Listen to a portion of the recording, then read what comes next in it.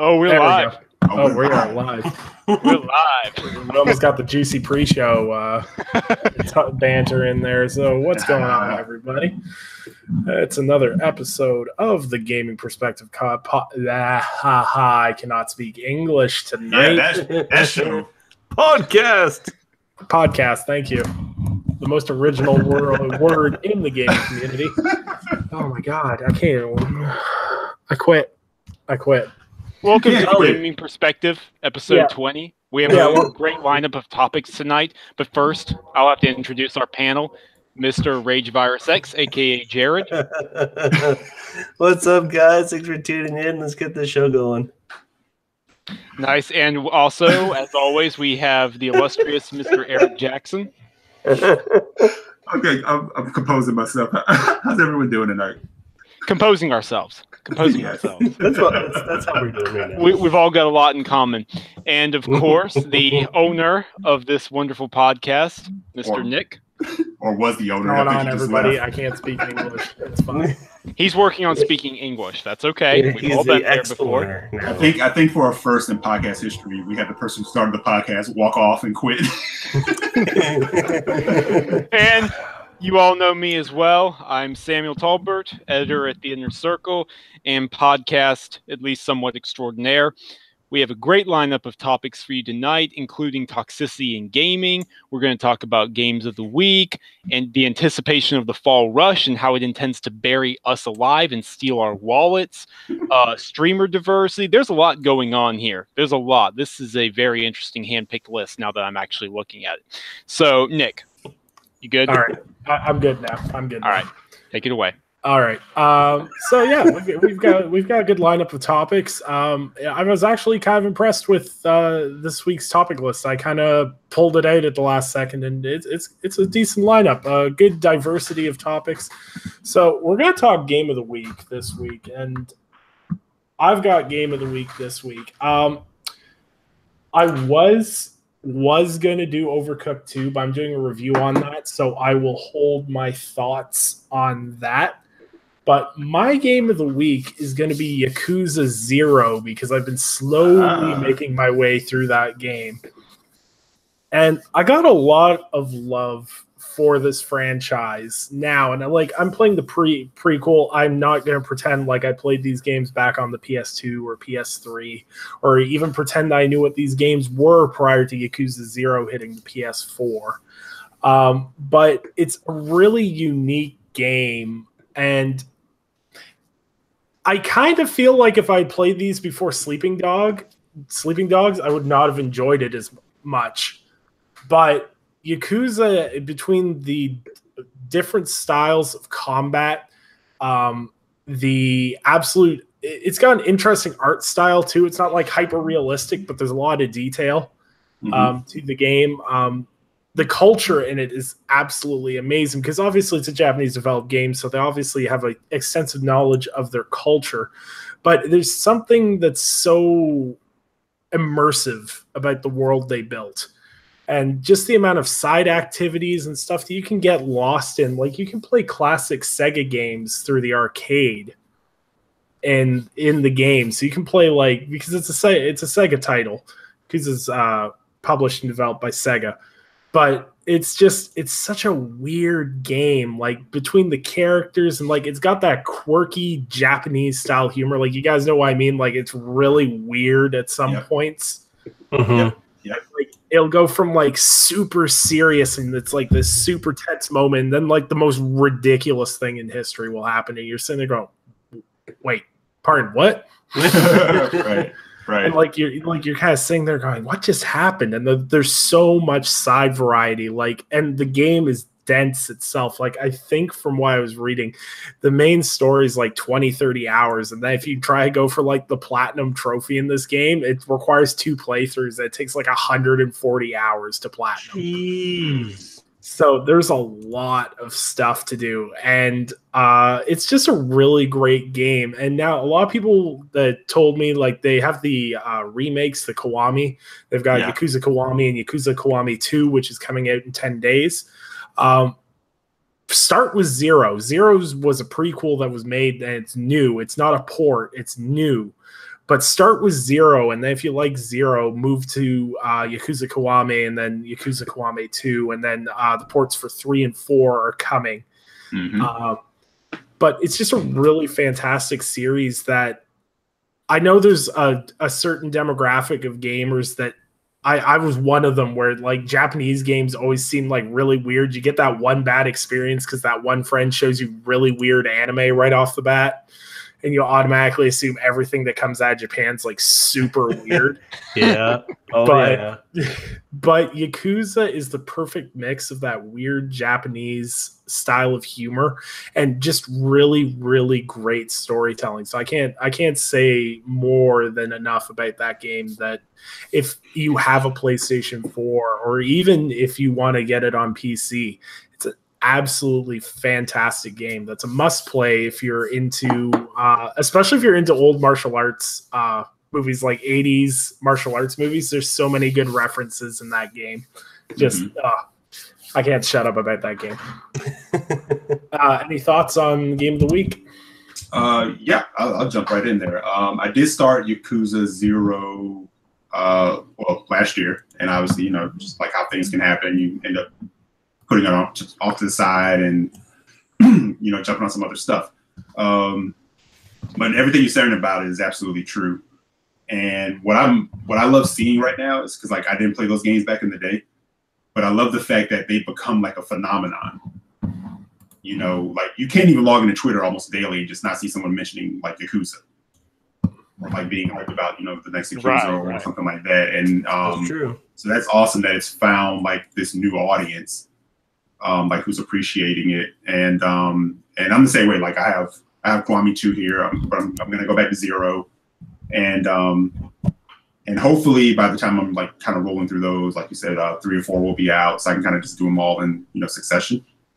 But yeah, I like what I played so far of it, and looking forward to jumping back in after I'm done with The Witcher 3. I want to jump on Prey, but also I said Yakuza 0, Bloodborne, those games I got to get back into, but definitely Yakuza 0. Yeah, it's one of those things where it's gone from mild interest to, wow, those GIFs are really funny. That's pretty cool. To, this looks like something I could be interested in. To, okay, I will throw it on the backlog at some point. Like I can't do it right now. There is no way. Between work and personal games, I'm already being buried alive, so I can't do it. But I'm interested. There's 0 and then Kiwami 1 and 2. Kiwami 1 and Kiwami 2, which are remakes of the first 2 games, right? Right. Yeah. And so I'm thinking, okay, maybe sometime next year I can get into those. 3 and 4 remastered will be out, then move into 5 and 6.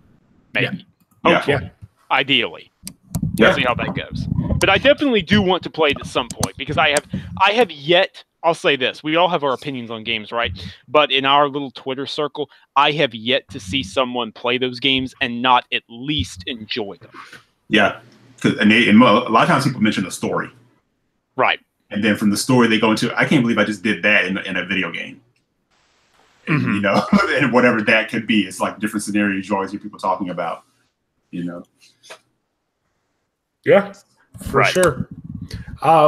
It's just it's really great in a way because I feel like and people will obviously call me wrong for this, but I feel like in the 360 and PS3 generation, we kind of lost sight of a lot of the great Japanese titles that they kind of they didn't fall off because there were still great Japanese games being produced through the PS3 and 360 generation. But the PS2 was like the golden era of JRPGs and Japanese developers. I feel like we're in a whole new renaissance. To quote, I think that was an IGN article or a Game Informer article. A renaissance of Japanese games between like the Yakuza series making a comeback and having insane success over here. Right. While primarily being a Japan-only game, and then Nier Automata doing so well, and Final Fantasy 15 doing as well as it did, and just there's so many great Japanese games coming out, and I'm so glad I finally opened up to playing these more. I can't mention Japanese games without mentioning Persona 5 as well.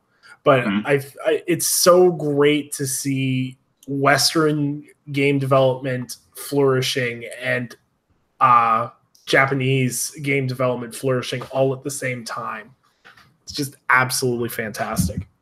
Yeah, and I think a part of that is definitely the culture shift in console gaming. Whereas in the past, console gaming, of course, like jumped off in Japan first, and we would always kind of hear about what could be coming or what would be coming when we got things, months later after initial launches or whatever. But now these things launch here. Like console gaming isn't on the height in Japan anymore like it was once, at one time. So I think it's like trying to find a home like for these things. And, you kind of test the waters. And I think now being like console gaming is where it is, like in the numbers, it's just you have like a whole audience of people who are willing to, open up and try these different things. Yeah. Just look at the turnaround Capcom's had in the past like 2 years. Right. They've literally 10 times, 12 times their company value now because they've had a couple of big hits like Monster Hunter World was huge for them. Resident Evil 7 continues to be good for them. And like Resident Evil 7, it didn't sell well at the gate, but it's consistent. Right. It's chugging along and people are realizing, oh, wait a minute, they got the series back on track. It's actually horror again. One of my favorite horror games out there right now is Resident Evil 7. They just did it so well. It's so good. It is. It's so good. I played through it 4 times, and I'll probably play through it another 4. Oh, I don't blame you. Oh man. See, I'm saving it because I'm going to for a Halloween week special on the channel. I'm going to be playing through a bunch of horror games because everyone knows I'm a giant man baby when it comes to horror games. So I've got Outlast 2 and Resident Evil 7 I've got to get through. Alien Isolation on there? Yeah, it's on there too. But I'm trying to drag Cal in on that. Good. Too. Yeah, Cal's with you, man. Cal's like, nope. Hey, Cal has developed a sixth sense at this point where he knows Alien Isolation or mentions of it are lurking somewhere, and he'll just jump out the window. I'm gonna wake up and this video is gonna be fright. Oh man, it's so good. It's such a good horror game. You can't miss out on it. Come on, Cal. And don't forget, speaking of horror, Nick, you and I have got to co-op Dead Space 3. The channel has demanded it. Oh God, yeah, the viewer base wants it. Yeah, this is true. It's what the people want. We have to give them the content. Gotta give the people what they want, man. Yeah, we gotta give the people what they want. All right, so that was a good game of the week. Next week will be Jared's turn. So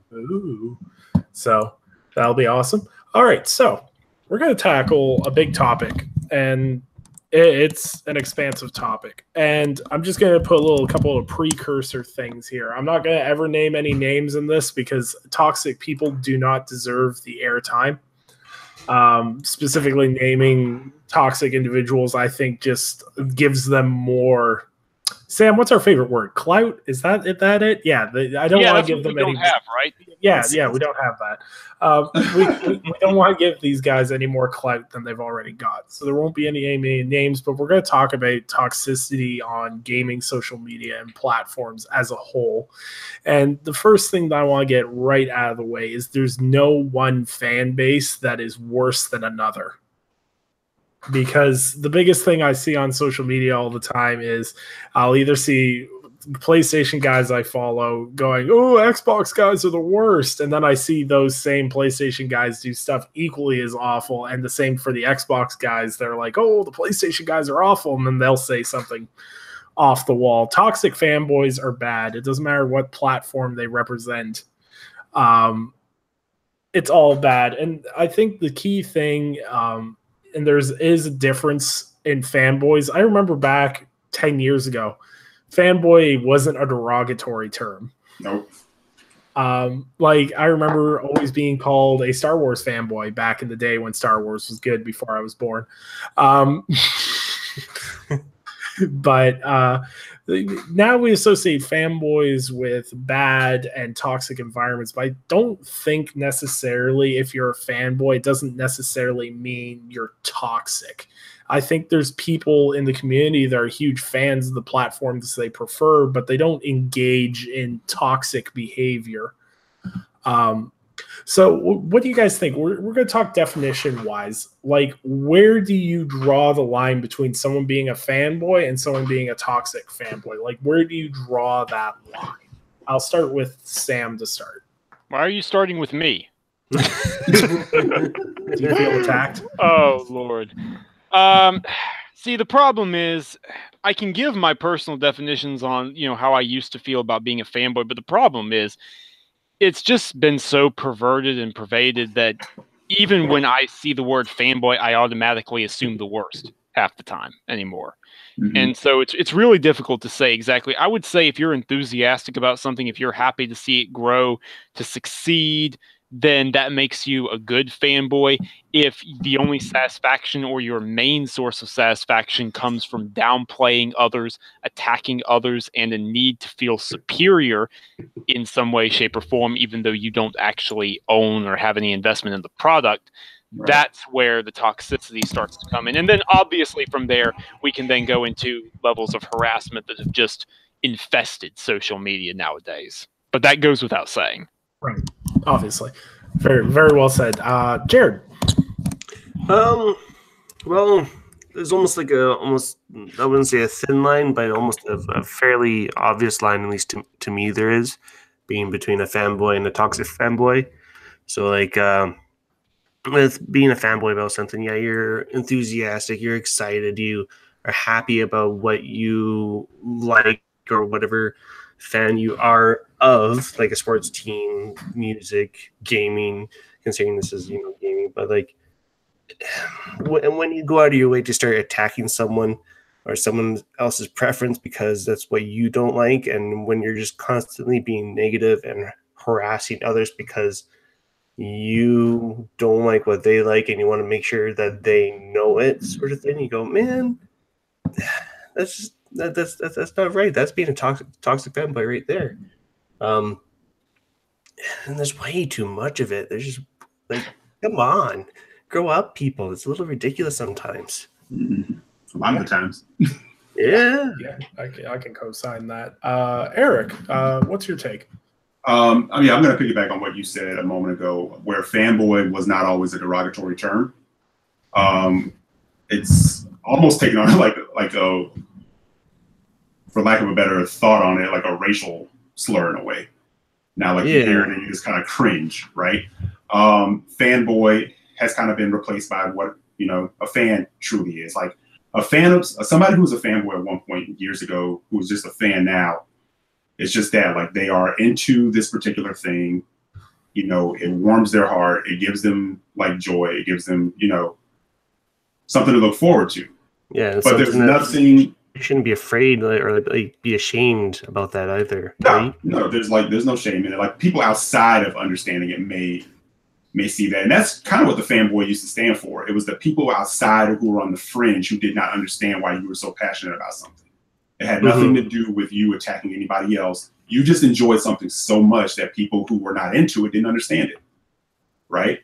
Yeah. So now you have people who are still fans of that, and a fan cannot be rattled in how they feel about something. There is nothing that you can say to them that will rattle how they feel about it. They're just passionate about it, right?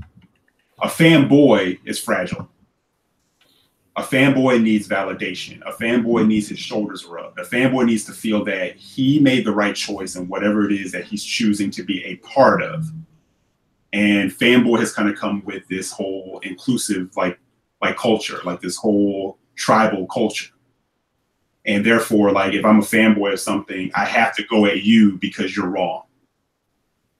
And there's no wrong or right in it. It's like, it's just something that you love, but people have this inherent need to prove everybody wrong.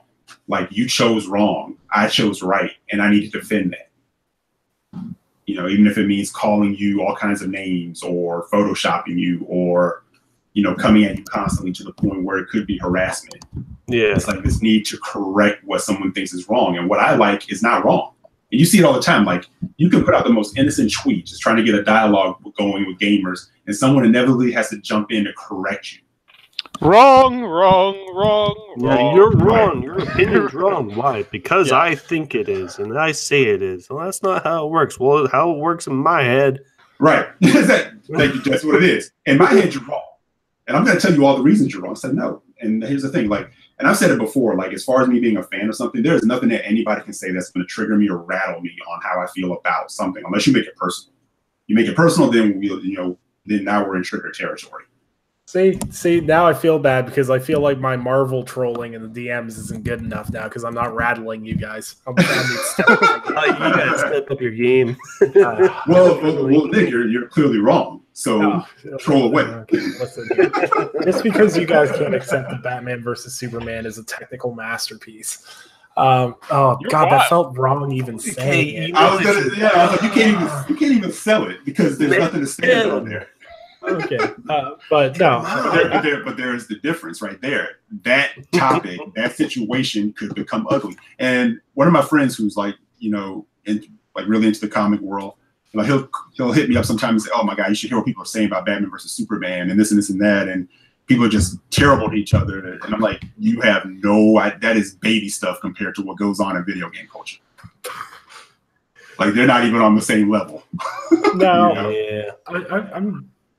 I want to talk about this because, like fanboys have always been a thing. You've always had clashes over consoles, Sega versus Nintendo. Like this has always been a thing. If you have one brand and there's a competing brand, people fight over Coke versus Pepsi, even though Coke is vastly superior.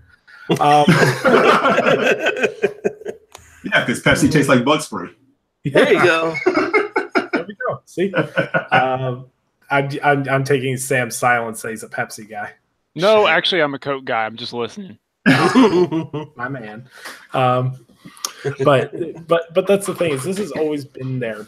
But do you guys think with the rise in gaming's popularity has to do with the more volatile people that we now see in the community being so toxic towards each other? Do you think it's because gaming is such a more social experience now and there's so many more people playing games than there used to be? Yeah, I think that's part of it. Like it is a wider audience, which means more perspectives, which is a great thing, but it also means more perspectives, which can sometimes mean, more clashes and stuff like that, which at the end of the day, that's not a problem. I think it's more just social media culture in general. That's what is causing this, if we're being honest, because people feel anonymous over the internet.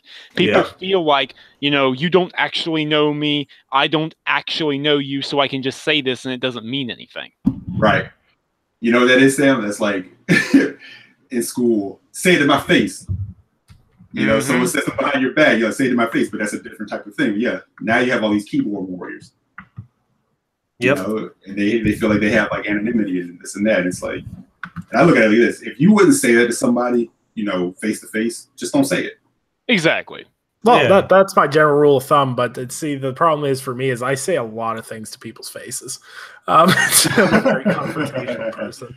But and it's always hilarious too. Is you look at the profiles of people that generally are being toxic on social media.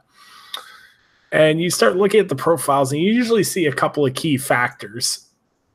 Usually they don't have an actual profile picture of themselves up. They use an avatar, or I'm not going to use the cliche. If they have an anime avatar, their opinion's invalid.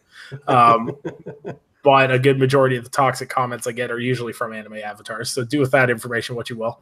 But people will have anonymous profiles. They'll usually have some fanboy Photoshop, like 320p banner. They'll have a bio that's like, "Oh, I just love gaming, but I'll crap down the opposite brand's throat at any opportunity I get."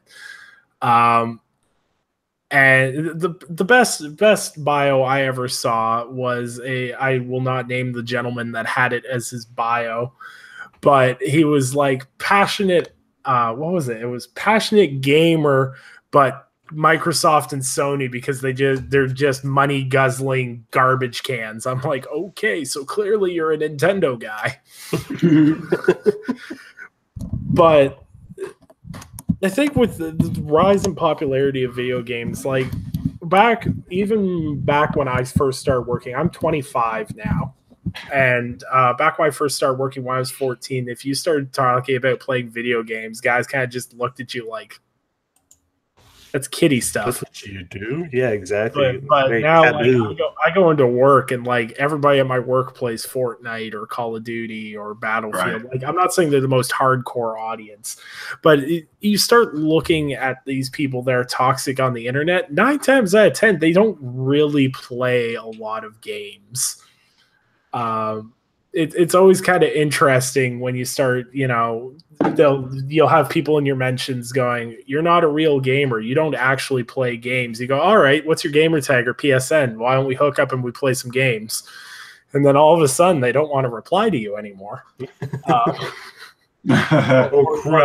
Or you look up their profile and all their trophies or achievements are hidden. And you're like, yeah, I believe you. Or they do like 5 podcasts every week, and they don't. Never mind. I'm just going off onto a tangent of just spite at this point. The basic point is that toxicity levels in gaming culture is absolutely huge, and it always spikes when there's a big game coming out. Always. And there's a hype cycle that is absolutely. It's true, Eric. There's a hype cycle right now that is just astronomically blowing my mind on how people are treating it. We'll use this as a frame. This isn't a slight on PlayStation or anything, but they've got the big game coming up this fall. So they got Spider-Man coming out, which is great. If you're excited for Spider-Man, that's fantastic. I don't think there's anyone more excited for Spider-Man right now than PlayStation Bra. I don't think there is anyone on this planet right now that is more excited for that game than that man. That's true. And he is absolutely hilarious in how he hypes that game up and how excited he is for it. And he is the epitome of what a good fan is to me. If anyone ever asks me, is there a good fanboy? PlayStation Bra is the first guy I'm pointing to. Because he's funny. He makes really good jokes, but at the same time, he's one of the most down-to-earth guys out there. Yep. And his hype cycle for Spider-Man to me is hilarious, and it's absolutely fun to watch. But there's these other guys, they're insufferable with it. Mm-hmm. And like we're gonna use the example. Everyone see that really dope train that they revealed. It's in New York. That's done in the Spider-Man. It's all red and everything else. Absolutely. And people are saying they're going, yeah, this is why PlayStation's the best. I'm like, it's a marketing tool, guys. It's marketing. Like literally all it is to make more people realize that there's a Spider-Man game coming out. Like it's marketing. This isn't a thing to get excited about. Like you get excited about it because it's a painted train that looks absolutely amazing and the artist did an amazing job with it, but that's not the takeaway people are using it for. And it just blows into there was a toxic thread that went on for 2 days about a train in New York that people got emotional over. Right. And like I'm not talking about just like PlayStation guys hyping it up. Like there was people like, oh, who cares about marketing on a train? It looks like crap anyways. Like I'm just sitting there going, why do we care? Why is this? Why is it even a topic? Like really, come on. If there's anyone that'll trash talk the Spider-Man game, it's Jared, just because he doesn't like Spider-Man. What about Teen and Tights? No, we're not doing this. Don't take the bait. Don't take the bait. But from the tops. Ooh, almost. But we see people that intentionally aggravate other people. Now, do you think? How do I phrase this question properly? Do you think with people that people overhype this stuff as a way to get? Do you think a majority of people overhype this stuff because they're genuinely that excited, or they're using it to take shots at other people? It's more so actually being excited and the odd occasion taking a shot at other people, I'd have to say. It really all depends on the person, though, because there are people out there dedicated to just taking shots constantly at whatever other platform that they don't like. Well, I'll give you the example. Like you can just see it in the tweet. The person that just kind of says, "Man, the Spider-Man train is amazing. You know, this is a great way to promote this. I cannot wait for this game. Let's go!" Right? Yeah. This train is amazing. This is the way you promote. Absolutely cannot wait for this game.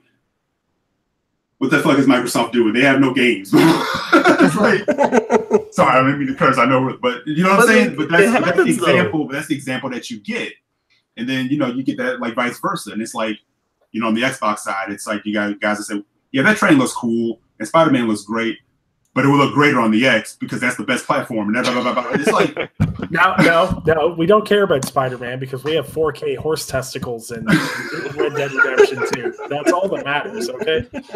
4K, 60 FPS, yeah. So realistic gravity horse testicles. So let's take we'll jump from Spider-Man. Let's go into. I was going to tweet about this the other day, and I kind of pulled back on. I was like, whatever. But I said, why does Tomb Raider always have to be in the middle of fanboy war? I don't know. Because the sales numbers never. If you would think from the way people talk about that game, that it's just like it blows the roof off when it comes to sales. It becomes the fodder of so much fanboy back and forth. So Red Dead comes, and all of a sudden, I'm like, how are we equating Red Dead and then Tomb Raider? And it's like, you guys are idiots for the fact that these games are multi-platform. Exactly. It's like at risk of dragging something up too much, like the Tomb Raider situation, there's obviously a marketing affiliation with a certain company that has been there for a while now. And it didn't start with the reboots. It didn't start with Rise. It's actually been there since what? Tomb Raider Underworld back in 2010 or something like that. So it's been there a while. But the point is that marketing affiliation is there, and then rule of cautiousness here. I'm just going to be very careful. According to some people, it was a timed exclusive because of development problems, and certain people were willing to help out in exchange for services. Make of that what you want, but another camp feels slighted about it. Now, I could point to Street Fighter V and say that a very similar situation happened over there. End of the day, feel about however you want. Just don't be a hypocrite about it. Right. Yeah.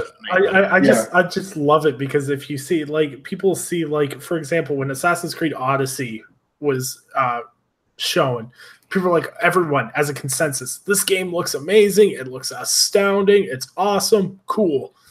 And then, Forza Horizon 4 gets shown, people are like, it's not that great, it's just another racing game. Spider-Man gets shown, they're like, it's just another Spider-Man game. Or like Tomb Raider gets shown, and you get these guys that are like zooming in 15 times, like cropping the photo to intentionally. They're like, "What is that hair? Drake had better hair in the Uncharted series." I'm like, who cares? Like, I'm sitting there like looking at it, like, why is this so important to you that you have to sit there, open up Photoshop? Actually, who am I kidding? They probably use Microsoft Paint. The irony of that is just too delicious.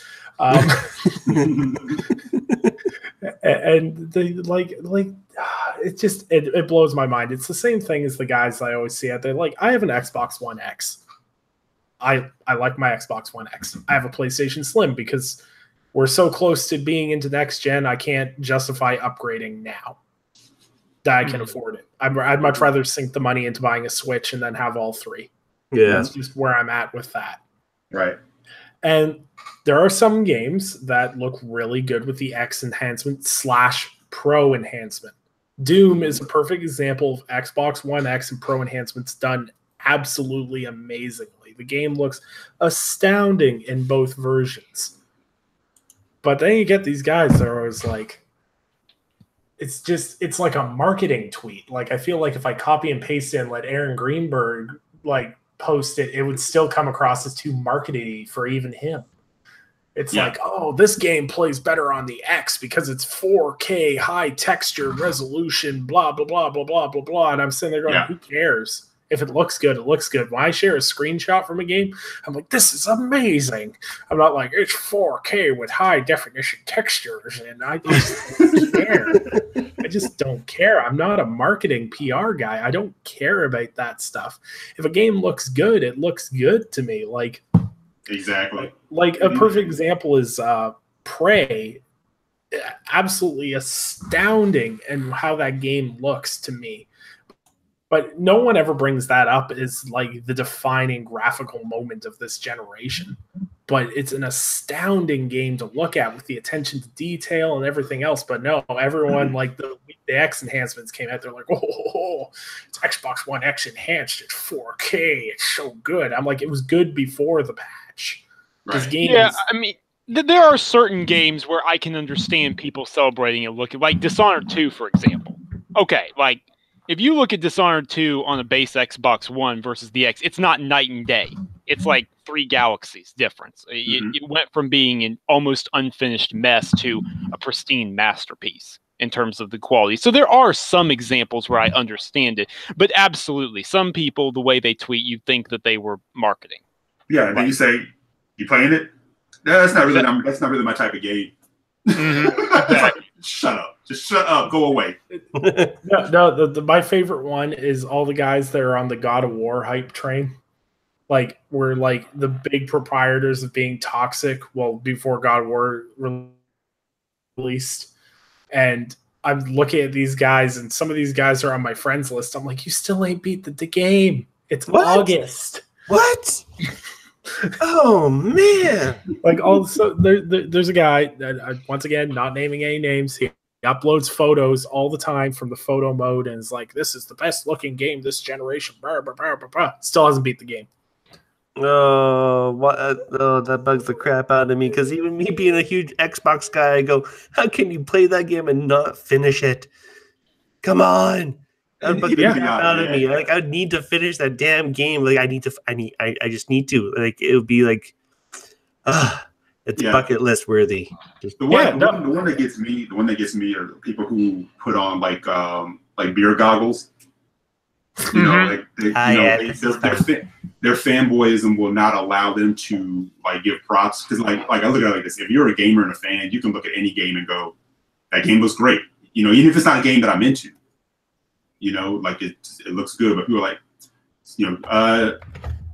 suit textures. Nah, this game looks better, and you like go, stop it, just stop it. You know, like it's. Anyone remember GTA 5 with the grass? Yep, that was ridiculous. Yeah, I mean, even in a world where a lot of these graphical comparisons are ridiculous, that was ridiculous. Look at that grass. Look at it. Look at that grass. I'm sitting there going, no. Why are we looking at grass? Like, we're looking at a zoomed in screenshot that someone used to hide like a $500 capture card to take a screenshot of, zoomed it in and went, look at that grass texture. Yeah, because we all stop and play. We all stop in the grass as we're playing these games to, frolic and admire. Especially in GTA. That's the one thing I want to look at right now. Not, flying a plane into someone's car. It's the grass. I want to look at the grass. See, there are points where visual enhancements need to get credit where credit is due. And like an example, like Doom being, I'm pretty sure it's 60 FPS. Mm-hmm. Doom being able to be 4K 60 FPS on consoles, that's fantastic. That is a landmark, right, of accomplishment. In God of War, where you had the realistic footprints in the snow, that's a whole different standard of detail that we're not used to. You can celebrate that. Right. That's fine. But the thing is if you celebrate these things, you also have to celebrate when other companies do the same thing. Like, I spent 20 minutes on top of that mountain in God of War making little footprints. Okay. It wasn't even the fact that I was making footprints, it was the fact that Atreus was making footprints as well. And it blew my mind. In the snow. Yeah, it blew my mind. And it's the same thing that's blowing my mind with like the weather in Forza Horizon 4, like what they're doing with that game. Like, if they take those mechanics and put that into an RPG, like if they put that into Playground's RPG that they're working on, it's going to be really cool. And that's going to be a technical feat or master. I'm not going to say masterpiece. That word gets tossed around way too easily. it's tossed around way too easily, but it's like, think about it. It's not just weather changes. We don't see dynamic weather in big open world action RPGs often enough. How often do you see weather changing where it actually affects the game? Where, pools freeze over and you can walk there, or rain is throwing things off, it affects movement. Like, that would be masterpiece level tech for an RPG. But I mean, I digress. That's not the point, but nonetheless. Mm-hmm. Yeah, that's something. Breath of the Wild did that in a lot of ways with like weather system stuff. How it affected traversing terrain and stuff like that. Like you're running across the field, a lightning storm comes up. You gotta get those metal weapons off because you will get struck. There was a lot in Breath of the Wild. Like, I was one of those people that was like, it's another Legends of Zelda game. Ooh. Like, I was one of those people. Mm-hmm. Shame. And my niece got a Switch last month, and she's been playing Breath of the Wild. Mm-hmm. And I'm like watching the mechanics. And first of all, I'm shocked that a 6-year-old can play this game, because I'm looking at it going, I will struggle with this game.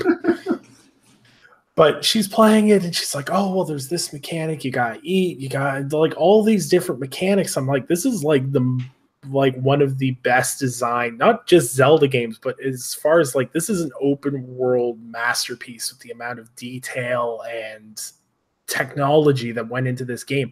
Open world games as a whole this generation have done such astronomically large things. Mm-hmm. Like, I remember back in Xbox 360 playing, I think it was Saints Row. And I remember telling my buddy, I'm like, can you imagine when we're actually going to be able to go into all the buildings in a game? Like, they're actually going to be buildings, not just like walls that you can't walk into or anything, that every store is going to be, you can go into that. Yeah. And you start looking at like Mafia 3 and GTA, and they started doing more and more stuff you can get into, and like just how games as a whole have progressed. I think that stuff needs to be celebrated. But the thing is these people that are celebrating this in the same breath will shit on somebody else. And that's my biggest problem with it, because, and one of the biggest pet peeves I have, and it's because I've got friends in games development that bugs me way more than it should, is when people go, I'll do it on two flip sides of the coin, because if I don't do a representation of PlayStation and Xbox, people are going to say I'm only grouping one group together. But when I see PlayStation guys go, Sony Santa Monica and Naughty Dog are the pinnacle of games development, I don't disagree with that. And then the same tweet, they'll go, it's a shame that Microsoft doesn't have anyone as talented as these people. I'm like,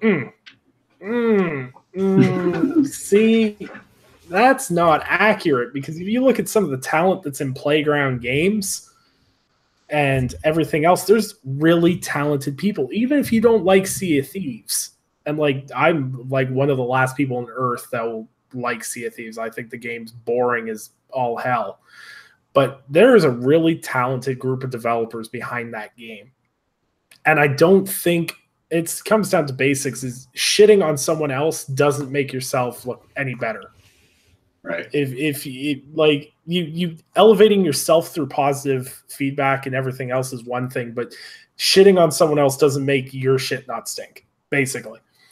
And I just feel like that's such a thing that is so baked into social media now, that you either have to like something or you have to hate it. You can't just be okay with its existence anymore. Mm-hmm. And I don't want to use the example what you just said, like with Sea of Thieves. This isn't like a pick on Sea of Thieves thing, but this could be any game in general. But you say like, it's boring to you, right? There's nothing wrong with saying that. You didn't call it a piece of shit. You didn't say it was garbage. You said it's just not my thing. I found it a bit boring, right? But you'll get like the legions of people that will come after you for that. And that can be like my words as we speak, Eric. But that, and like I said, that can be like any game. Like you can just say, and that's the fanboy mentality. You're wrong. I love this thing. How dare you not love it? It's like no one's stopping you from loving it. And the thing is, me saying I don't care for something should never stop anybody from enjoying. And that's why I can't understand sometimes. It's like you say you see people tweeting constantly like they're marketing, right? There are guys I see on a daily basis, hours on end. I'm like, I don't know when you sleep, much less play games, because all I see you do on here all day is like promote. Yeah. You know, like I don't have time to promote. Like any downtime I have is usually for gaming. You know, and if I feel like sharing something, you know, like I try to find the positive in it. But if I say I don't care for something, that shouldn't, you know, that shouldn't cause meltdowns either. No, definitely not. You know, so yeah. So Yeah, and that's the thing is like there's games I don't like, and I hate how it's the social media standard that if you like one game, you can't like this game. Like Right. for example, this is the one that always gets people to side with me. The Last of Us isn't my favorite PlayStation game. Mhm. It's just, You're not alone. It's not my favorite PlayStation game, and even pre God of War 2018, it wasn't my favorite PlayStation game. Right. But I had someone actually tell me, because I said I did this thread. I was like, this is why I don't like The Last of Us as much as other people. It's a good game, but I just don't think it's the best thing that's ever happened to video games. And so I made that thread, and then I posted a screenshot of me playing Halo Wars 2 with my friend. And this guy migrated from that thread to that photo and was like, oh, so you don't like The Last of Us, but you'll play Halo Wars 2, which is just a piece of garbage game. I'm sitting there going, bro, just get out of your feelings with it. There's just like certain games on social media you cannot say bad things Right. about. CD Projekt Red fanboys are the worst. Tell me about it. They'll kill you. Yeah, I'm almost like, careful, Nick. Like there's like a hall of fame of games where you cannot even proportionally talk even a little bit slightly bad about them in the least. Halo is one. Yeah. The Last of Us is another. Do not ever criticize The Last of Us. Ever. Mhm. My mentions, rest in peace forever. There's a few others. Don't ever criticize Fallout because you'll have Ivan in your mentions for years. Horizon Zero Dawn apparently is another one too. Horizon Zero Dawn's one. And No, one I have a different perspective on Horizon Zero Dawn. Oh, I do too. It's not the greatest one, but you know, whenever I try to speak my mind about it and what I feel about it, people go, no. It's the greatest graphical achievement out there. What about God of War? Horizon Zero Dawn is still... No, stop it. No, Horizon Zero Dawn is one of my favorite games of the generation for the fact that it's a new IP that actually was successful and did a lot of cool, interesting things. You know, we talk about things that can be built upon. Because I'm kind of like Nick. Like, I see things happen in the game. I'm already thinking about what they can do with the next game based on what they figured out with this one, right? Oh yeah. So, but I think I tweeted this like a while ago, but I said, you know why, like, Horizon is a great game is because people can't stop trying to tear it down. That's the mark.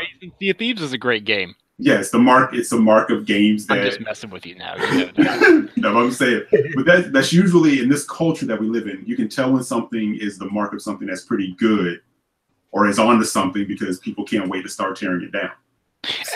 Yeah, seriously, they're not even remotely the same game, but there was a point to that. At risk of starting another argument, the fact is, like, Sea of Thieves and Horizon Zero Dawn are both new IPs, and it's like love, like, hate, dislike, whatever. Right. People are still talking about both of them a lot. Yeah, same rule can apply to Sea of Thieves. I don't, like Nick, I don't care for it. You know, it's just, and I think I might try it again down the line. But what I fall prey to is like, it's not that I'm against something, or it's just like, how much time can I invest in it right now? I only have so much time. Oh yeah, for sure, absolutely. So it's not like it's a trash game I don't want to do. It's just I just can't do the investment on certain things. That's not just Sea of Thieves, it's certain games in general. Oh right? Yeah, absolutely. But yeah, the point is, I kind of just realized as you were talking, like there is a weird, ironic similarity there. Yeah, there is. Now that you point that out, there really is a game that people can't seem to let go of. You know. Because we get tons of games and they come and go. Like they fall into the conversation and they fall right back out. But there's just certain games that will stand the test of a few years, whether someone's hyping it or tearing it down.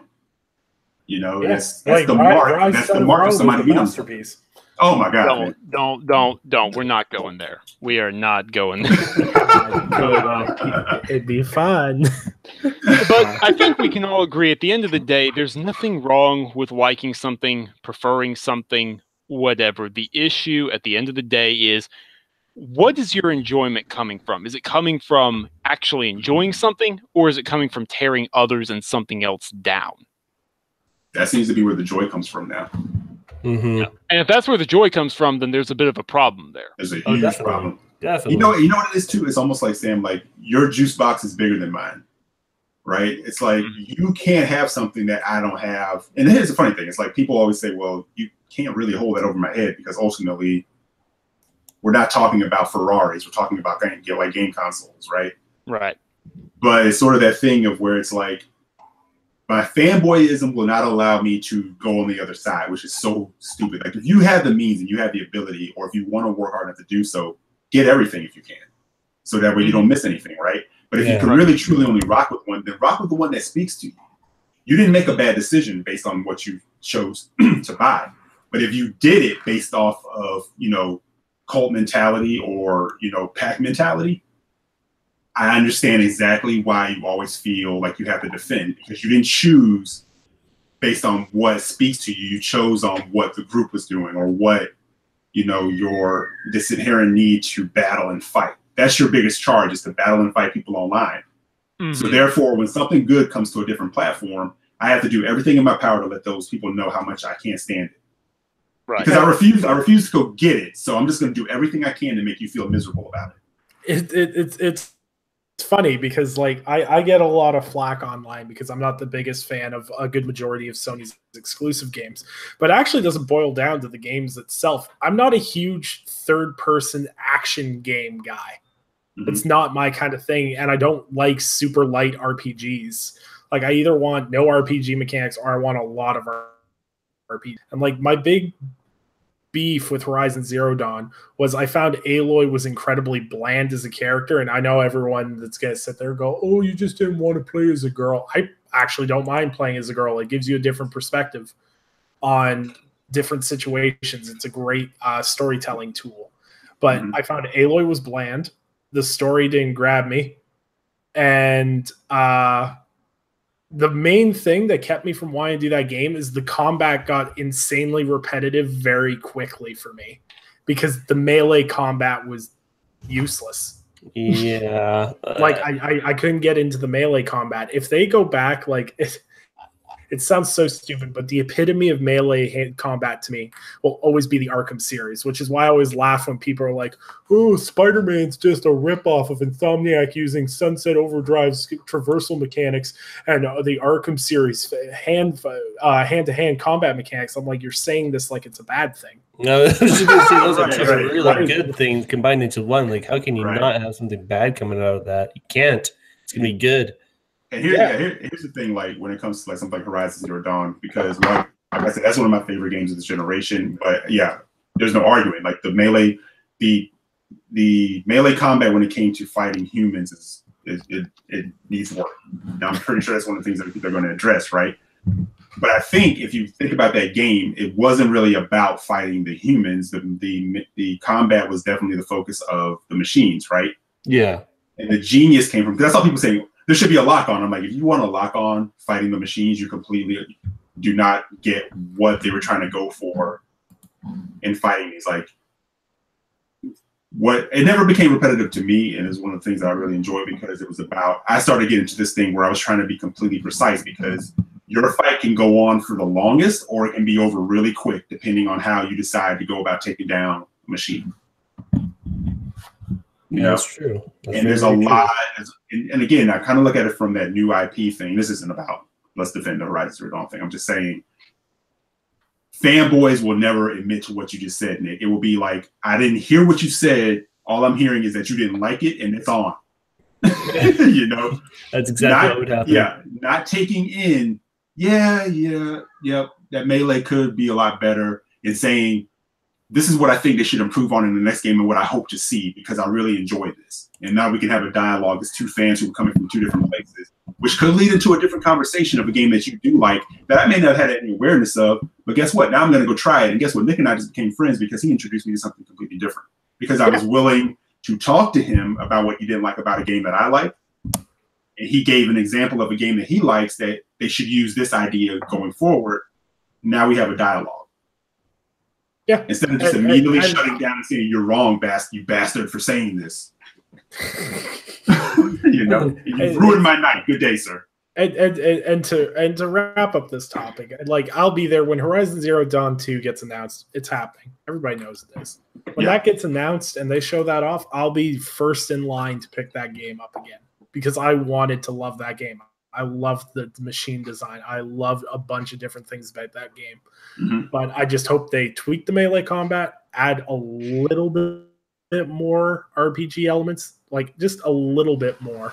Mm-hmm. And maybe, like, everyone tells me the story gets good later in the game. I'm sure it does, but maybe work on some writing on the aspect of that. But Guerrilla Games did a bunch of hiring in the writing department, so I'm interested to see where the sequel goes. You know, I think I told you this before we move on, and I'm just going to throw this out there so we can move on. But the Frozen Wilds was actually a better overall, to me, story as opposed to the main game. And then the way they ramp up the combat. I mean, melee, there's not as much melee because you're not dealing with as many humans. You're dealing with more machines. Mm-hmm. But yeah, I would definitely say check that out. Give that a shot and kind of see how you feel about that. Yeah, for sure. Yeah. And I just, since we're talking about toxicity, just on the tail end of this topic, because I had a toxic experience that I actually couldn't help but laugh at.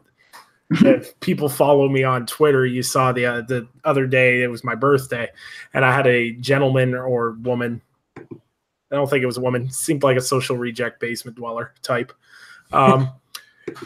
A gentleman sent me $2 via PayPal and said I should go buy some rope and kill myself so I could stop doing video game takes on social media and on YouTube. And I got the email from PayPal. I was having a really bad day at work, and I opened it up and I laughed. I laughed for at least a solid good 2 minutes. Might have been due to a lack of sleep and everything else, but it's just insanely sad that someone gets that affected by someone else's opinions. And to me, that is it's hilarious to me. And if he's listening to this podcast now, because clearly I'm living rent free in his head, for the amount of rope I need about $30 to $60. So if you want to just like PayPal me the $60, that'd be great. And I promise I won't buy a new game with it. I'll go buy the rope. I promise. Just send me that $60. But it's like, where do you have to be in your mental state to where you want someone not to exist anymore because of video game takes or video games? I don't enough of it when I read comment threads on Twitter towards Colin Moriarty or Jason Schreier. I see it quite frequently. It's sad. But we're going to move into more toxicity in gaming, or fake outrage, I guess would be the topic for this. So the most popular Twitch streamer, Ninja, who I did not know who the hell this was up till the whole Fortnite blow up and everything else. He's the top streamer on the Twitch platform. He's got 10 million followers on Twitch, which is 6 million higher than the second Twitch streamer. So wow. He's huge. He's on top of the world right now. He's doing a ton of charity events. He's donating a bunch of money. He's just like a decent enough guy. So I've got no issues with him. This isn't like a PewDiePie thing where we got racial slurs or anything else. This is so what he ended up doing is apparently put his foot in his mouth. He had an interview with Polygon, which I don't know why you'd do that to yourself. And they asked him why he did not stream with girls. And if anyone watches any of these main streamers that are in the top 10 popular streamers, most of them don't stream with other people. And if they do, it's within their quote unquote clan or company that they stream with. It's usually that's what it's restricted to. And Ninja basically gave a very brief answer to that and said that he didn't do it because there's a lot of drama that gets associated with streaming with girl streamers. And that was the quote, end quote. So then every media site decided to run with that quote. And apparently he is now sexist. He is undermining female streamers by not supporting them. As Kotaku so beautifully put, he is projecting his hatred of women through using his platform on Twitch, and is severely decreasing the odds of a woman ever becoming successful on the platform.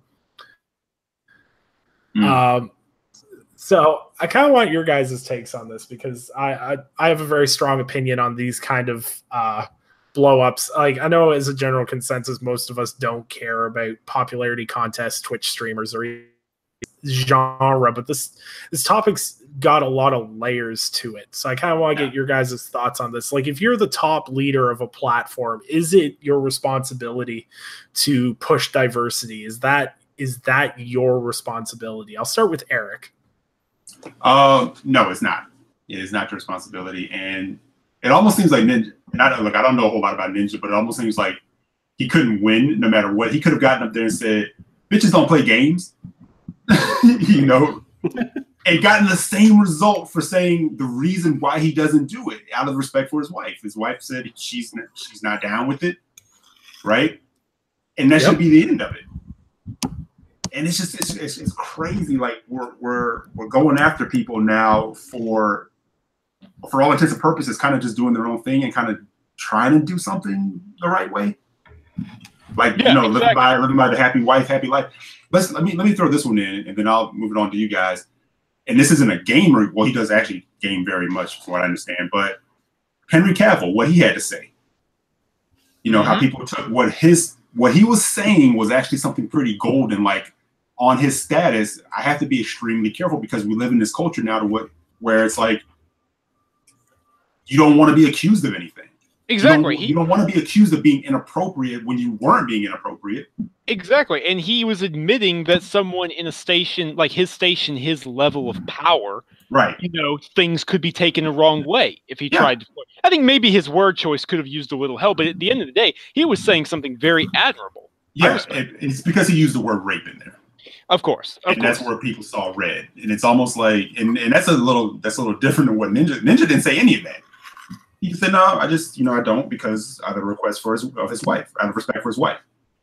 Exactly. And like Nick said, at the end of the day, people, I don't know what they're getting bent out of shape for, because most streamers don't stream with a partner. Exactly. The vast majority do not. Sometimes they do. Sometimes there's collaborations, but it's usually a very big, rare deal. Like, no offense, I don't mean this in a negative way. I don't really care for Ninja. I don't watch him. I don't, whatever. Good on you for being successful. I don't watch many streams at all, to be honest with you. But yeah, exactly. Very few and far between. But at the end of the day, it's like, okay, he's making his wife happy. That's between them. Get out, butt out of it. It's not your business.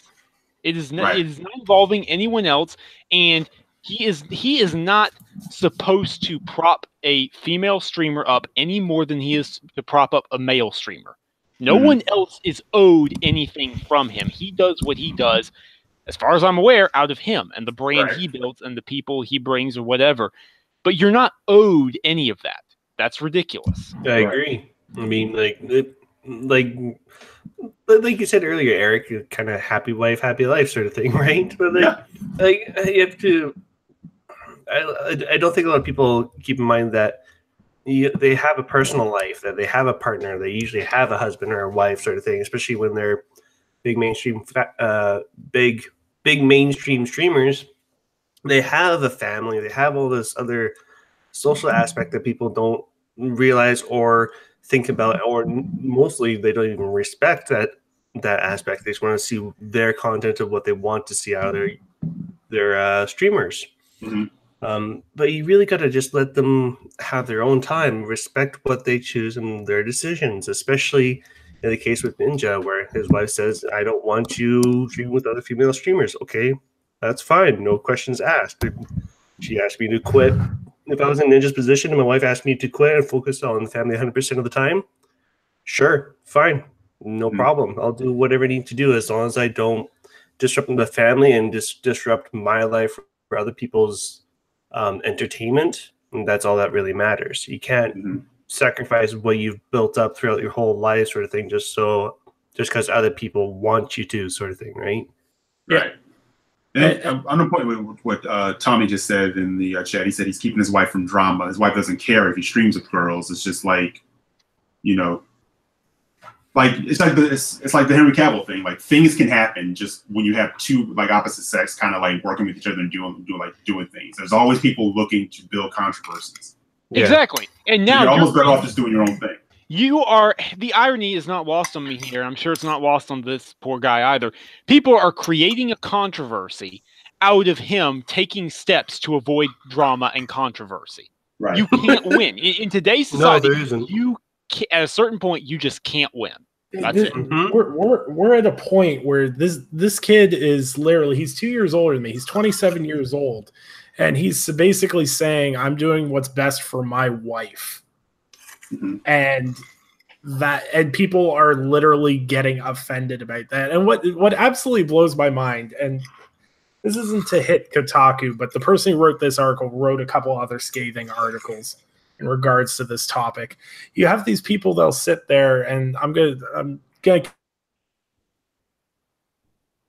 ultra feminist types. They're saying that women don't need a hand up because a strong, empowered woman can break through any barrier, which is true, because I know tons of women that have exceeded exceptionally well professionally by doing what they do best. But then in the same breath, these same people that are saying women don't need a hand expect the top guys at the top to give them that boost up at the same time. And like, I don't think I can't sit there and pretend like I never know what I do with 10 million followers on Twitch. I'm not that interesting. I eat ramen noodles and play video games. I'm like the least interesting person you'll ever meet. I actually think you'd be a funny streamer, but that's just me. If I don't get banned off the platform for profanity. Well, yeah, that's the different side. That's the different side of it. But the thing is like, he's respecting the wishes of his wife. I respect him on that level for it. Like, I didn't know him from a hole in the ground until this topic popped up in my feed. And I saw a bunch of people being like, oh, well, he needs to, because of his position, he needs to expand these women's audiences and everything else. And like, the amount of drama that could come from streaming with female streamers, I can see it. I can already see the drama. And this isn't a slight on female streamers, because there are a ton of fantastic female streamers, but ever see in the media is where the game's in the tiny bottom quarter of the screen and the face cam is 90% of the screen. And you've got revealing tops, whatever. That whole demographic degrades women streamers than anything else. And him not wanting to associate with that type sucks. There was a really good article I read on the struggles of being a female colored streamer and trying to come up, and some of the struggles they face because of trying to find an audience that relates to them, because apparently the African-American community is not as active on Twitch as other demographics are, and then those demographics don't relate to African-American women, so they don't get the viewership that they need. So they need to figure out how to appeal to a wider audience, kind of deal. And like, it's no secret to why Ninja's popular. He's a kind of funny guy. He's male. He's your stereotypical gamer dude. Like, there's not a whole, and he seems like it's a decent guy. So there's not a lot of like piecing the puzzle together why he's popular. Should he try to elevate more people? If he wants to, that's awesome. But this is a guy that just did a like $1 million Fortnite tournament and donated the prize money to a cancer treatment facility. Like, you can't sit there and say this guy. That. Yeah, and like everyone's forgetting about that and saying he's not elevating other people. And like, and where would that stop? I don't mean to cut you off, but where would that stop? How many people are you supposed to elevate? Exactly. Yeah. And there was a quote from his wife that I thought was really good. And she said that she discouraged him from streaming with other people's, not just females, but people in general. Because if you make too many guest appearances, it actually kind of follows Ivan's whole you can have one podcast and a mistress podcast kind of theory. Mm-hmm. But if you start showing up on too many shows or start streaming with too many different people, it devalues your brand. Because you're everywhere all the time. No one's going to tune into just you. You're one location because you're everywhere all the time. So who cares? Right. Well, that and also inevitably you're probably going to run into a headache. Oh, sooner or later. It could be male or female. It has nothing to do with gender, but it could be, you're involved in some kind of weird controversy because you decided to end the partnership and now it's a thing. Yeah, exactly. Like if he create a partnership with a girl and then ends that partnership, the amount of drama and articles and everything else, speculation. Yeah. And see that's the thing is when you're at the peak and everyone's eyes on you, hypercriticism is what happens, and this is all this is. It's not even an issue. When you're on top, people love watching you rise. They love being a part of the ride, watching you rise. But what do people love doing more than that? Bringing you back down. Yeah, I was just actually thank you, Green Goblin. But you're right. I was just gonna say, like career like that is up as high as it can go at the top like that. That's also when it's most fragile too.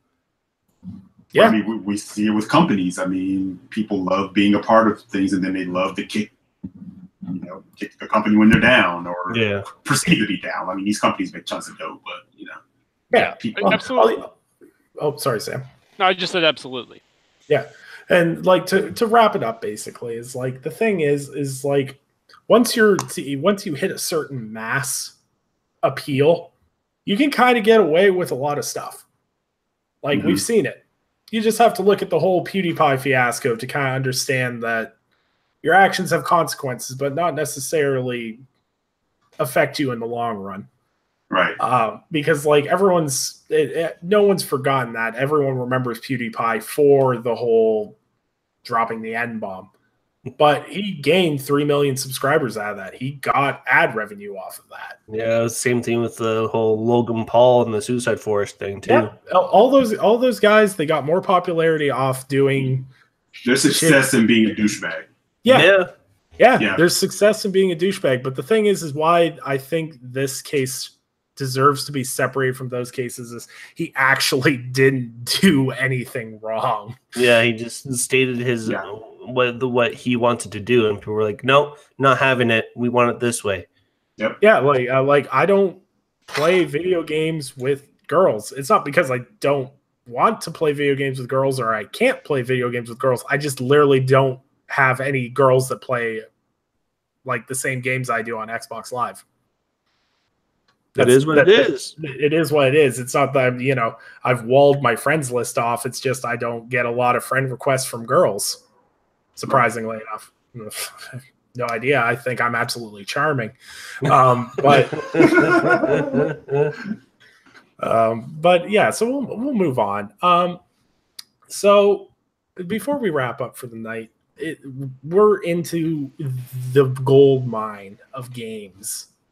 We're heading into probably the next 6 months is going to be absolutely insane in the games department. Not just this fall, but spring is stacking up quick too. I said this months ago, and I'll say it again. Spring is no longer a safe haven. Nope. It is not. Spring is only slightly less dangerous than fall now. But it's becoming more and more crowded. Yep. If you want to be safe, all you've got left is summer. Dead serious. Yeah, you wait till Sony drops all their exclusives in summer. but eventually that's going to become full because I mean there are just more games than ever. The industry is growing. Yeah. Industry's growing, more developers. Problem to have. It really is. Yeah, you just have to.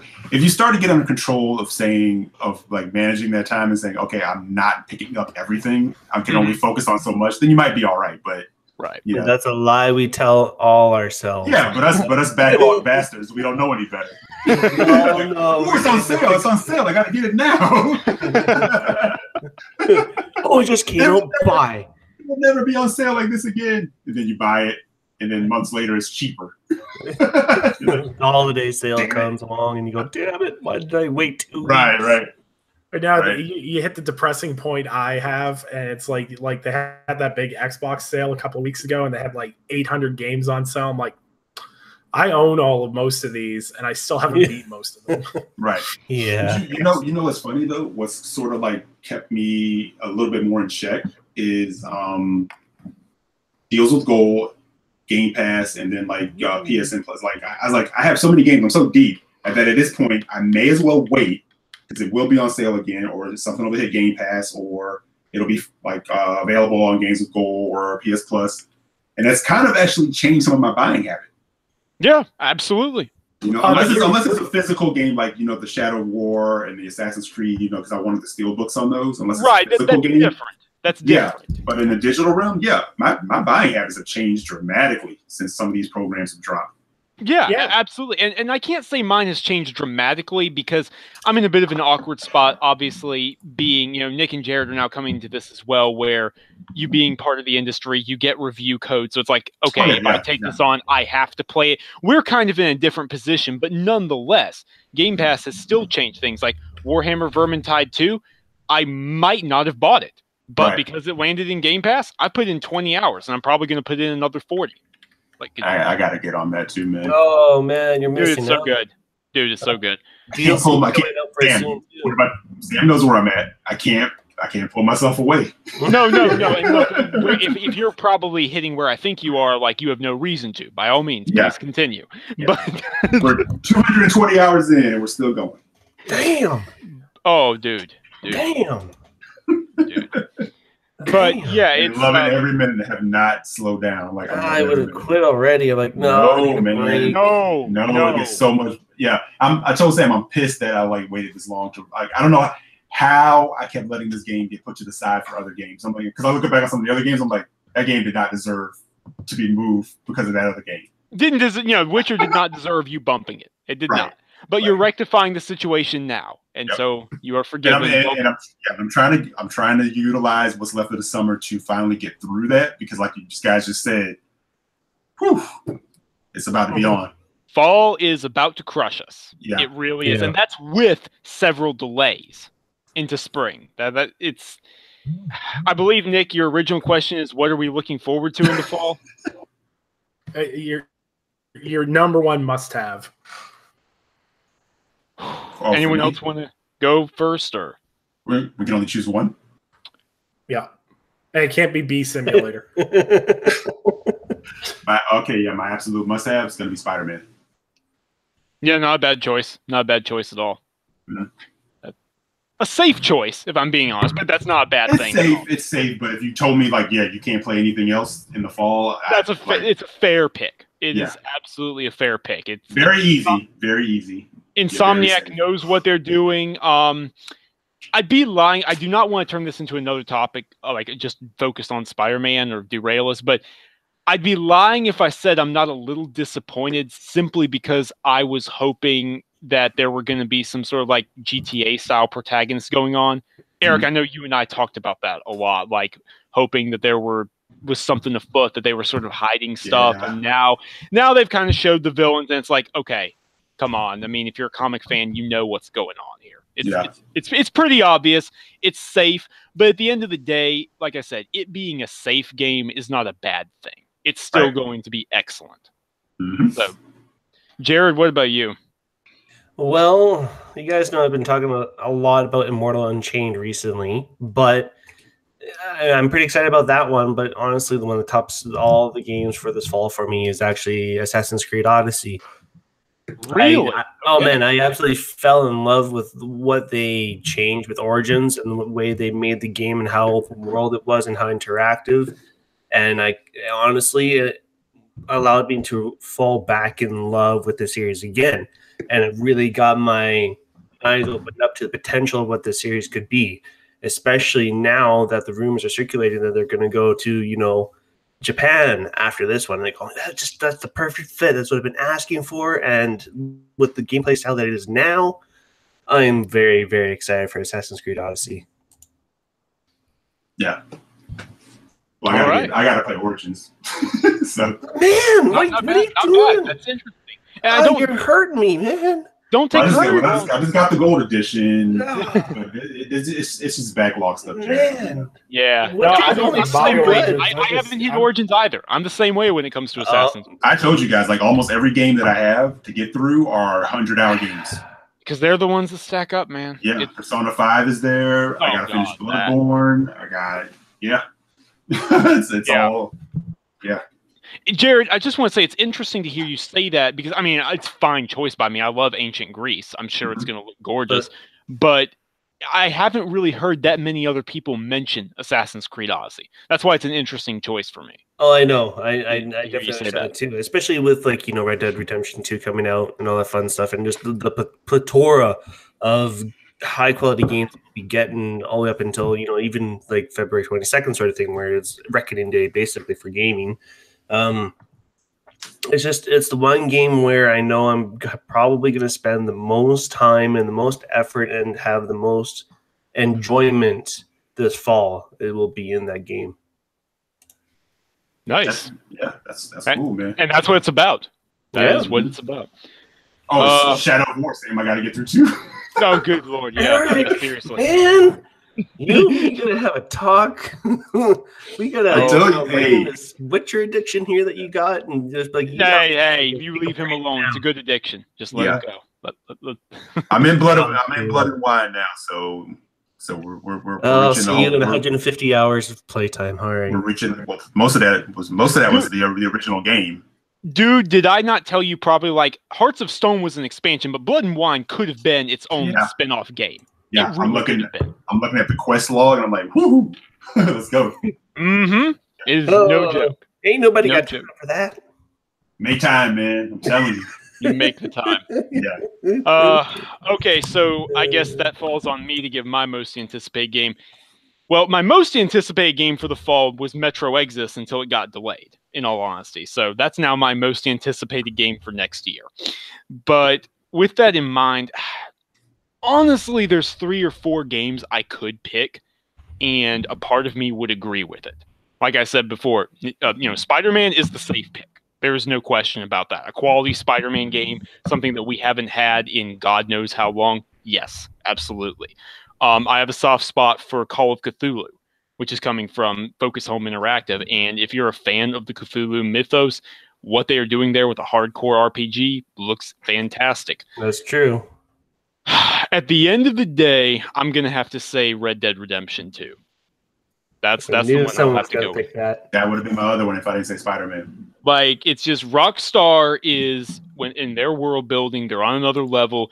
If you look at that, like, it took us how long to get gameplay, but then, and we joked about this before on the podcast where we said like only Rockstar could get away with this, not showing gameplay for God knows how long, but they release gameplay. That's why they can get away with it, because what they've done here is ridiculous with like Naughty Dog level animations in an open world. We don't get many Western themed games. And it's one where they're introducing immersive sim elements. Like if your hat gets shot off during a firefight, you have to pick it up, or otherwise you will lose your hat, and you have to go buy or make another one. And just little, tiny little details like that, the shooting, the gun dueling, the wildlife. It's like that is a game I can look at and I can see, yep, there goes 300 hours of my life. Oh, and the weapon wheel is gone. There's like no magical satchel. No, yeah, exactly. No magic weapon wheel. Nope, it's what you have on you. Right. I love it. I could say a lot more about it, but at the end of the day, Red Dead Redemption 2. Yeah. And they said they had the complete development team just working on the horse riding. Mm-hmm. Yeah, one studio worked just on the horses. And that means that at least 6 people worked specifically on those testicles. Can't wait to see that. Can't wait to see that interview. I can't wait to see to give you guys an idea of like the scale and the depth and the work they're putting into this. How it's like Rockstar North made Red Dead Redemption, the original one, or like a different Rockstar studio made LA Noire, things like that. Yeah. It's just Rockstar. It's literally all 8 studios have been crunching on this for the last 5 years. Which is why their game output has been abysmal for this mediocre game. Nick. Some days, we just talked about toxicity in gaming. Man, that is that. We're going to have to sit down and do a whole episode on just intervention. Like, you need to stop this talk right now. One of these days, Nick. Wow. I'm just saying, like, come on. Like, I would trade in Red Dead Redemption 2 for Rockstar consistently put out games like they did last gen. I don't care how good this game is because it's not worth all the games and IPs that have sat dormant for years because they decide to funnel this all in because this is going to have an online mode that they're going to milk more money out of. And they're just going to wait to make GTA 6 after. And we're going to get into a cycle of Red Dead and GTA because it's Hey, I was gonna say, can we really blame that like on Red Dead or blame it on GTA? Yeah. What are you talking about? This is not Red Dead's fault. They're just that good. This is not Red Dead's fault. No, Like, go talk to the people who are spending thousands of dollars on GTA microtransactions. You tell it to the frogs. Right. I don't want to hear it here. You know what? You're right about their game output, but at the end of the day, guess what? Red Dead Redemption 2 is a product of them choosing to make their bed, and I am going to lie in it. So there. And Nick B said that you are dismissed from the rest of the show. We'll, like Sam, Jared, and I will carry on. Yeah. Okay. You know what? If he wants to try to dismiss me from the show, we'll start the Nintendo Switch slander. I swear. Oh no. No, you're gonna have to stop that Switch slander once you own one. All right, we better go off air before I know, this all I know, starts. Mine's a shoe-in. If I could only have one game this fall that would cover the whole fall. Let's talk about that trash. Come on, let's go. Listen here, Eric. I will not tolerate your butter knife swinging in this podcast. Get ready, big buddy. Here we go. It's 100%. It's gonna be Fallout 76. That's a good pick.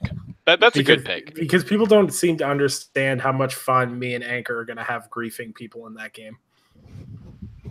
People do not. Even with the anti-griefing system, we will find a way. I'll be coming for you. I'll be watching. I'll be waiting. I don't want these hands. I'll catch those hands and I'll throw them right back. I'll be there. I'll be watching. With my finger on the button. In his kitchen trying to find a butter knife to swing around to simulate 90% of Bethesda games. Step. Butter knives. Every now and again, I hit Lord Cognito to remind him of the butter knife swing. The disrespect, I swear. I said Oblivion has the butter knife swing. Skyrim upped it to the steak knife. God almighty. Oh, God almighty. Boy. I got Nick coming at it from one angle on Red Dead. I got Jared coming in on Spider-Man. And now I got to deal with you. You guys are going to make me lose my mind. Hey, I got a solution for everything. Just toss him in the bushes, like King David says. Yep. Toss it all in the bushes. Don't worry, Sam. Witcher 3 is going right in the bushes. You can't troll me with that. You can't hurt me because I know you don't believe it. Like, yeah, sure. Go, whatever. I think that's the problem because me and Sam have similar tastes in games, so I can't get him with anything because we've had too long of conversations about specific games for me. We'll toss prey in the bushes then. Yeah, but, right. Fallout 76 has a new engine, right? Yeah. No. Same engine as 4. No, it has to be a new engine, isn't it? So we have more ham faces? Same as Fallout 4. I don't have time to make ham faces, man. Okay. I actually don't know what engine it is. I know that it was actually mainly developed by Bethesda Game Studios Austin. Although Bethesda Game Studios Maryland and Montreal are contributing, and the new studio at Dallas is going to be taking over post-launch content while they gear up for Starfield. So, I'll wait for the better game and Rage, like Chief Tommy said. Hold up. Let's roll this. Nick, I don't have time to spend 15 minutes making a burn victim in Fallout 76. Okay, listen here. First of all, I'm highlighting this one comment. Funny up here. Why are all of the Bethesda video games combat the worst? Sir, listen. You play Nintendo Switch exclusives. I don't want to hear about garbage combat mechanics. Like he said, ham faces on deck. Man, where's Anchorman? His ears must be burning right now. Ham faces don't matter when you're blasting each other with gatlings and lasers and sicking. You can tame death claws and there's giant bat dragons and you can nuke your enemy's settlements and then go scavenge the radioactive materials from them while you dab on the haters. Like, come on, you can't tell me that doesn't appeal. Right, hey Sam. Right now, I picture Anchor like that scene from Dracula from Yeah. he's in dirt. He's in dirt. His eyes just like open. He's like all I gotta say is B and E are all going in the bushes. well, we'll be in there with Fallout 76. Yeah. Man, We'll have good company. And, you know, Eric, you're almost hitting the level of bad takes on games that Cal has. Almost. You're almost. Hey, I'm working on my PayPal donation so I can go buy my robe. Oh my god! I can't believe that dude did that, man. Like wow. Oh, eh? Wow, man. Jeez. That was a good coffee. But I guess that's the end of the show. Big, real good talk, guys. Shout out to all the people that actually sat through this entire podcast and listened to us basically just. This was basically Reddit shit post the episode. Just a little bit, eh?